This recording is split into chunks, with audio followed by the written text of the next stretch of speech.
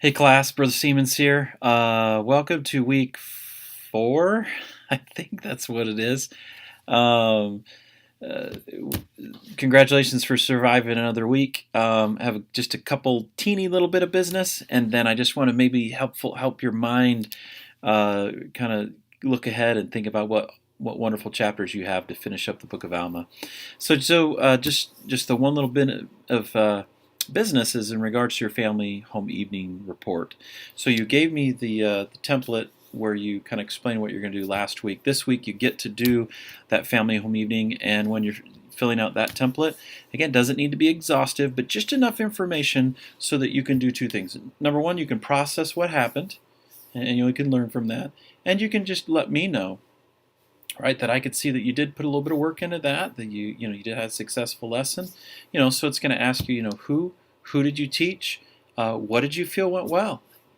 Doesn't need to be huge, but you could just say, oh, that one part where I showed the video, and then I asked my family this question. We had this wonderful discussion about how to improve our prayers. But then there's that third question that says, what could you have done better? That is very important. As a teacher, every time you teach, and you have your plan of what you think is going to happen, you just got to pause and go, how did it go?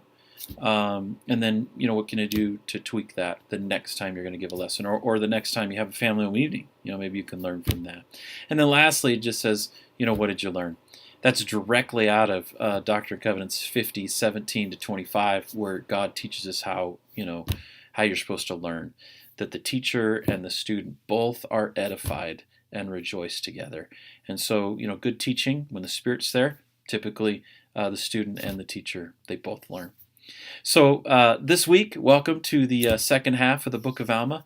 We always look at it, these war chapters.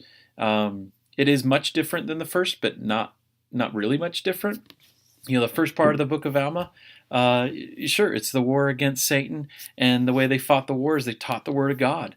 And Alma told us that the word of God is sharper or more powerful than a sword. And so it's just really fun to consider. You have all these chapters of the word, and prayers, and tweaking the small things, and that's how you're going to build yourself up and how you can bring people back into the kingdom. And then the second half, we have what we consider, maybe the temporal warfare in the Book of Mormon. And so a lot of times, again, this is me, and I hope I'm not putting something on you, but we could look at that second half of the book of Alma and go, yeah, word chapters, yep, need to defend myself, and yeah, there's certain things I can do, but we almost are like, it's been a big book, and I just want to pound it, right? I just want to get it done. And I just really encourage you to look at it a little bit differently this time. Sure, it's still the word chapters, still it's temporal warfare, but go ahead and pay attention to some of the stratagem. Compare the leaders. What do followers of Christ, how do they lead their troops? People that follow Satan, how do they lead? They're all about subtlety and power and getting themselves up there on top. And just do a compare and contrast. What they do to defend themselves? Well, they gathered together. They did put armor on. They look to the things that are most weak, and they put the strength there. They gather people around them. You could definitely connect ideas here.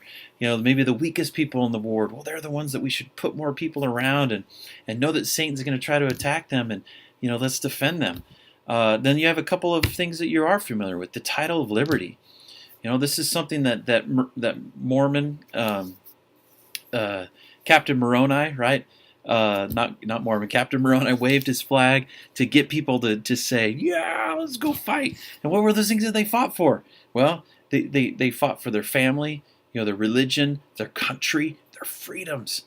Those are things that God wants us to fight for. And so the world would, again, get on top of us and say, oh, you don't accept us, and you're not loving and whatnot. And we're saying, no, we are. We love and we accept, and we defend that which is right. So learn from that.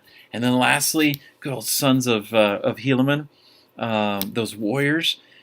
Consider what covenants can do for us. How cleaving to a covenant can help us fight the battle against Satan. How did it bless their family? It saved their fathers' lives. And listening to their prophet and following him with exactness. This is great. You have some wonderful chapters that a lot, but good stuff.